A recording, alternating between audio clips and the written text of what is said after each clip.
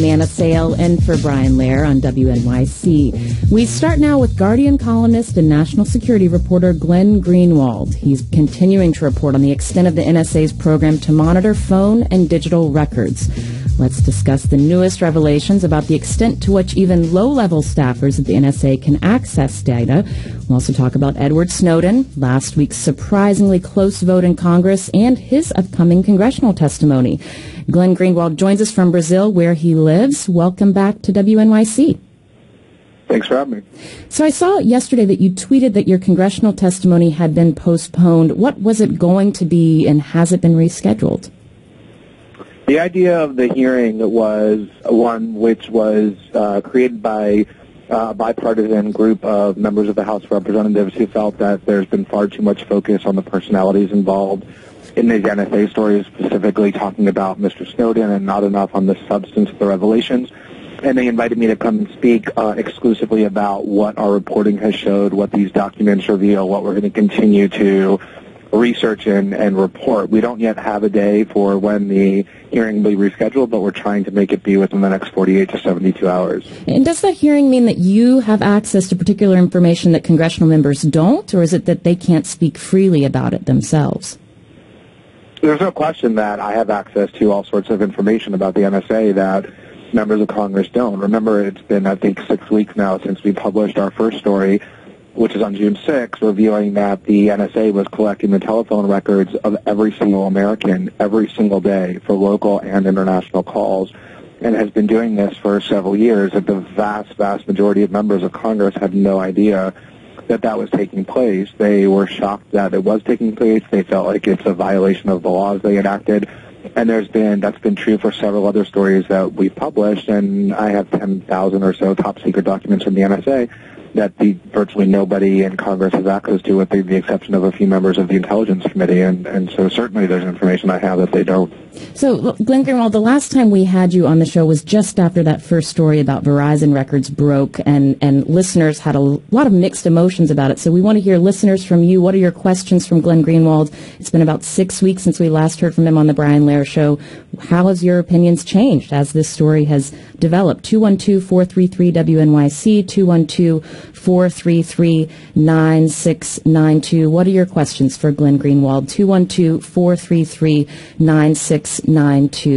So out of curiosity, Glenn, you live in Brazil. Have you been back in the U.S. since Edward Snowden leaked you the documents and since you broke this story?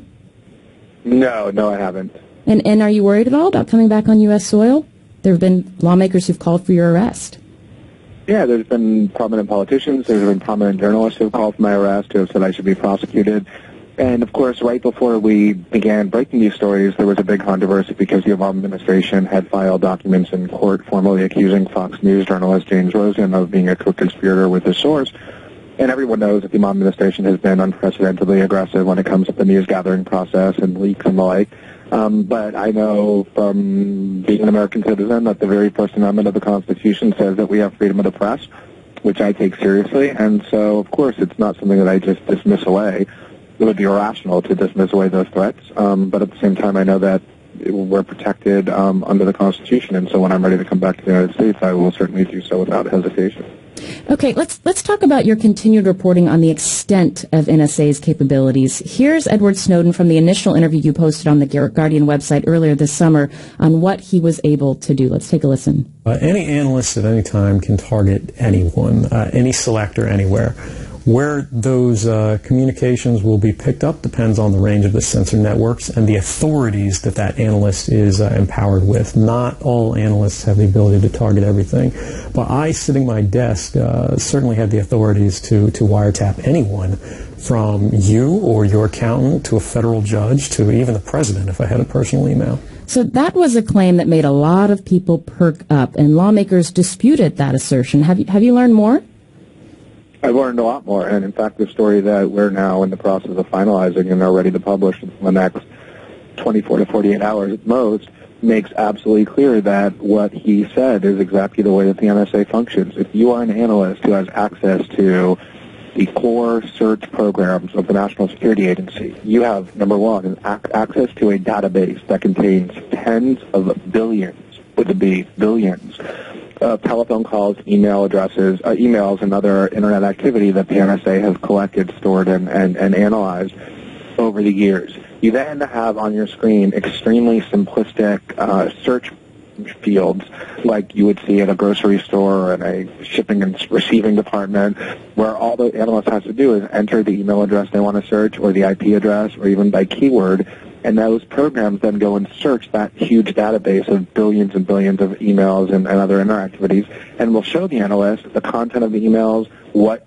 Internet history, browsing history you have, what Google search terms you've entered, which web forums you visited, even the content of your Microsoft Word documents if you ever sent them or received them over the Internet. An extraordinary array of information at their fingertips, which they can get with no prior approval. Nobody overlooks their search terms or has to approve it first. They certainly don't go to a court. They don't even have to go to a supervisor. They have after-the-fact auditing by their own supervisors, but a very, very weak system of oversight given the shocking amount of information they can access at any moment. So you said no prior approval. But in that clip we just heard from Edward Snowden, he says that not all analysts have the ability to target everything. So how much clearance is required? Who has that capability? Right. Well, certain programs are designed to do certain things, and other programs are much more vast. And there are certain programs that basically are designed to search the entire database. And the ones that he had access to were ones that searched the entire database. Now, remember, he wasn't a very high-level official at the NSA. He wasn't even an employee of the NSA. He was a contractor working first for the Dell Corporation and then Booz Allen.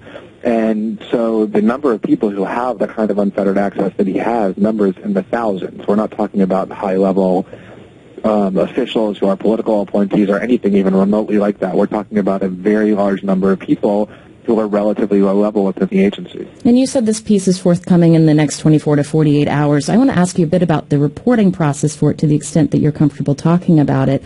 Is this corroborating what you heard from Edward Snowden earlier? Do you have a news source? Are you continuing to get information from Edward Snowden?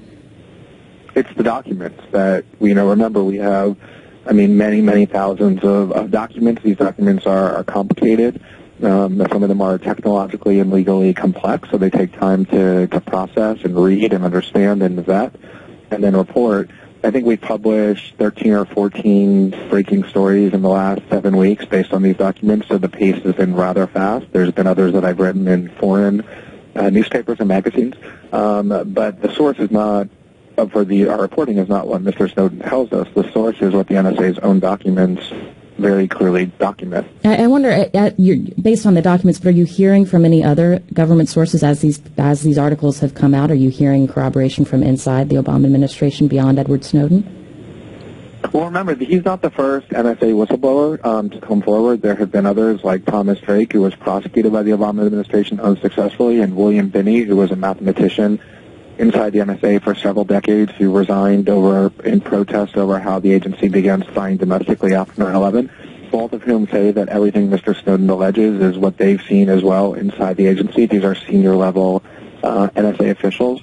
I have spoken with anonymous sources inside the government who certainly corroborate things that we're reporting. I don't think very much, if any, of our reporting has been meaningfully challenged by anyone in terms of accuracy or validity, and the reason is that we have the documents that prove it, that are created by the NSA. So we're very, very confident in the accuracy of everything we reported. I'm speaking with Glenn Greenwald from The Guardian, who's been reporting on NSA surveillance. You were on ABC This Week on Sunday. Here is Georgia Senator Republican Saxby Chambliss from the same show reacting to your assertion about who has authority to search the digital records. Let's take a listen. We don't monitor emails. That's what kind of assures me that what the reporting is not correct, because no emails are monitored now. They used to be, but that stopped 2 or 3 years ago. So any reaction to that? What's he talking about that stopped 2 or 3 years ago? And the complete ignorance of Saxby Chambliss about the NSA actually scares me. Genuinely, the fact that he's one of the people who's supposed to be exercising oversight of this agency and yet has literally no idea what he's talking about. There was a program similar to the bulk collection of telephone records that the Obama administration was doing for email records under the Patriot Act. So they weren't just going to the FISA court and getting everyone's phone records.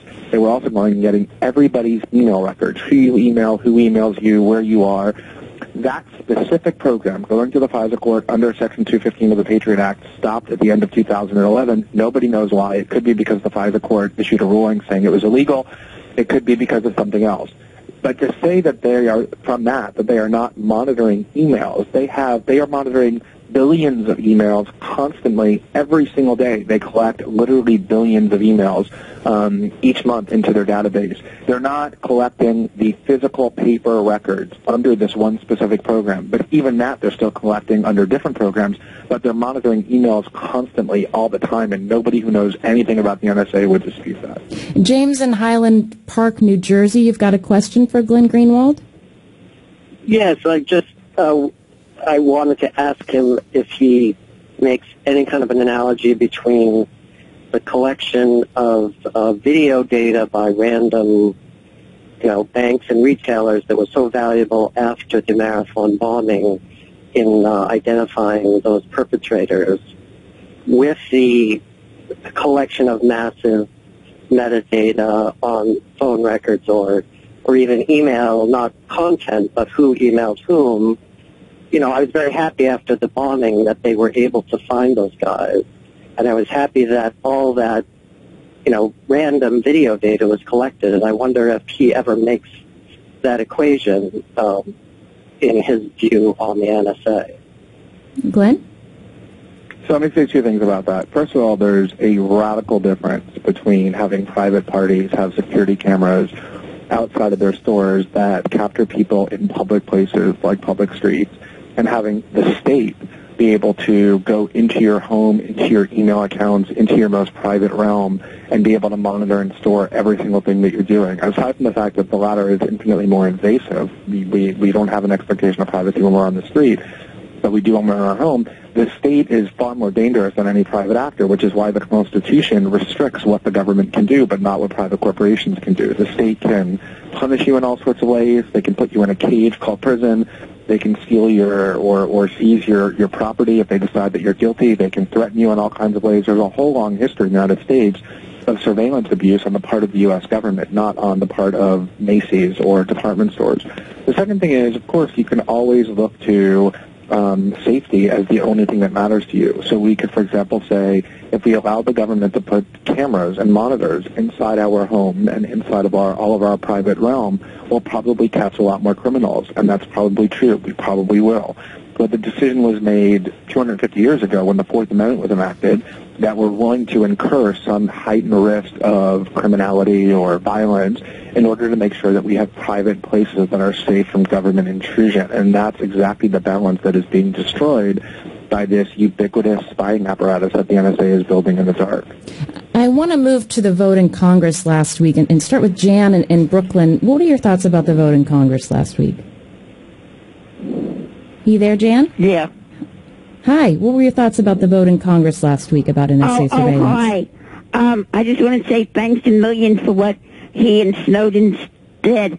And I want to say it's the height of hypocrisy that the 207 senators voted for it against the NSA, but nobody votes to support Snowden. I don't think there's any bill out there. Is there? Yeah, Glenn Greenwald, just talk a little bit about that vote in the House. Were you surprised by how the votes broke down? It was an amazing vote because it's almost never the case that you see that kind of division in each party. 55% of Democrats have voted to ban this NSA program to collect phone records, 55%, and 45% of Republicans. So you had huge amounts of support in both parties, even though the White House, Nancy Pelosi, and John Boehner, the leadership of both parties in the House, all banded together to urge everybody to vote against the bill. And you had the most extreme conservatives like Justin Amash, who's a young Tea Party representative from Michigan, who sponsored the bill and co-sponsored it with John Conyers, the liberal icon who's in his 25th term in the House of Representatives, and members of the most liberal wing of the Democratic Party and the most conservative joined together to make this an unbelievably close vote. And the one thing I would say about what the caller said, which is so true, is that the hypocrisy If you go back and look at who the most vocal opponents of the NSA were when George Bush, a Republican, was president, it was basically Nancy Pelosi. She ran around constantly pretending to find all of this surveillance so offensive when she could use that to harm a Republican president. But now that there's a Democrat in office, she does a complete 180 reversal, and she becomes the leading defender of all of this massive secret surveillance simply because a Democrat is in office. It's disgustingly craven and unprincipled, the kind of thing that makes people hate the United States Congress. But I think you see this really inspiring movement for people to put down partisan identity or ideological categories and to realize that as Americans, we all have an interest in protecting our private realms from this massive surveillance apparatus being built by the state. Dave in Brooklyn, what are your thoughts about the NSA surveillance? Well, there's something that nobody's talking about. The people who are planning to do bad things to us need to use the Internet to make their plans. This is completely different. This has never happened before. This was never envisioned by anybody. And so, the surveillance stinks. It's terrible. But like Churchill said about democracy, it stinks the least. Because the bad guys are using the net to plan their stuff, their bad stuff, unfortunately, we have to surveil the net to find out what they're doing. And that's just the way it is. I wish there was another way around it, but they need to, the bad guys, in other words, need to do what they need to do over the net. Yeah. And if they're going to put their information there so that it can be caught by somebody. Thanks for your call. Thanks for your call, Dave. I want to ask you about that, Glenn Greenwald. What is the response? How has it shifted over the past 6 to 7 weeks since your first story ran about that balance between civil liberties, privacy, and national security, keeping us safe? There's some amazing polls that have been taken. In fact, almost every poll on this question that has been released shows the same thing, which is that for the first time since 9/11, Americans are now more worried about abuses of civil liberties than they are worried about terrorism. And the way that the Bush administration and the Obama administration has succeeded is the way that, political theorists have said that the state will always abuse power, which is they try to put their citizens into fear, like we just heard from that caller. The bad guys are trying to get us, so we have to give power to the state. The reality is there have always been quote-unquote bad guys. Before terrorism, there was communism. They used telephone lines and the like in order to plot all sorts of things against the United States, but we always had constraints on what the government could do in terms of surveillance. And we were able to defend ourselves perfectly fine. And I think that what's so important to realize here is that the surveillance system that we're talking about is not directed at the quote-unquote bad guys. It's directed at the American people, collecting everyone's phone records, going into the Internet and collecting everything they can sweep up. If it were only directed at the terrorists, nobody would have a problem with it, but that isn't what's being done. And just a few more questions before you go. What are your thoughts on the Bradley Manning trial? A decision is expected this afternoon in the case of the WikiLeaks source. Does this decision have implications for Edward Snowden? It has implications for Edward Snowden, but it also has implications for press freedom in the United States. It's unbelievable that he is now charged with the crime of, quote, aiding the enemy, which is basically the language of treason, even though what he did is what sources forever have done. It's what Daniel Ellsberg did 45 years ago, which is he found secret documents that he believed revealed government wrongdoing, went to a media outlet, which was WikiLeaks, and said, publish this in a responsible way. And WikiLeaks began publishing it. Whenever you think of Bradley Manning, nobody thinks that his intent was to help al-Qaeda. But the government theory is that because al-Qaeda had an interest in what was published, that means he should be basically put into prison for the rest of his life. Osama bin Laden issued a statement in 2006 saying everybody should go read Bob Woodward's books because Bob Woodward is publishing secrets that are extremely interesting to us as al-Qaeda. If Bradley Manning ends up convicted on this aiding and the enemy charge today, it will mean that any government official who leaks any kind of secret information to the media, which ultimately ends up informing the terrorists, is now basically guilty of treason. It's one of the most severe attacks on press freedom in some time. And on Edward Snowden, when was the last time you two were in touch? We talk very regularly. And can you characterize your conversations? What's his mood at this point? Well, I mean, he's actually, amazingly, despite how difficult his situation obviously is, extremely gratified that the debate that he was hoping to provoke when he did what he did has happened beyond anyone's wildest dreams, including his. I mean, he watched that debate in Congress. He has watched the huge amounts of reform that has been called for in terms of surveillance. He's seen, which I think that most Americans don't realize, just how much this story has resonated globally. I mean, in all kinds of countries, in Brazil, where I am now, in Germany, in all states throughout the EU and Latin America, there's huge debates for the first time taking place about the dangers of surveillance, about the value of privacy and internet freedom. And so he knew when he came forward that his life was going to be unraveled, that he faced a lot of dangers in doing what he did. That's what makes what he did so courageous, but he did it because he wanted the world to know what the U.S. government was doing to them and their privacy in the dark. And so to be able to watch exactly what he was hoping would happen is very gratifying to him. Edward Snowden is gratified. Finally, one quick question. We noticed that you're participating in an online event for New Jersey Congressman Rush Holt, who's running for the Senate special election against Cory Booker and others in New Jersey. Why get involved in this race for you? Well, I think Cory Booker is, there's certain opinions that he has that I agree with, and certain things about him that I find admirable, but he's basically just a standard Democratic Party politician who is beholden in all sorts of ways to Wall Street. He's just swimming in Wall Street cash and will be one of these, yet another Democratic Party politician who goes to Washington and serves the interest of the richest and most powerful. Whereas Congressman Holt has a real history of standing up for just the common person in his district, for fighting against crony capitalism, and especially has been an ally for a long time in warning about the dangers of the NSA and this kind of spying. If you go back and look at what he was saying in 2008, he was predicting exactly the kind of dangers that we've seen. He's a physicist, and so he brings this perspective as a scientist to the Senate that I think would really benefit the voters of New Jersey and the country generally. Glenn Greenwald is a national security columnist for The Guardian and author of the book With Liberty and Justice for Some. Thanks so much for joining us on the Brian Lehrer Show again. Thank you for having me.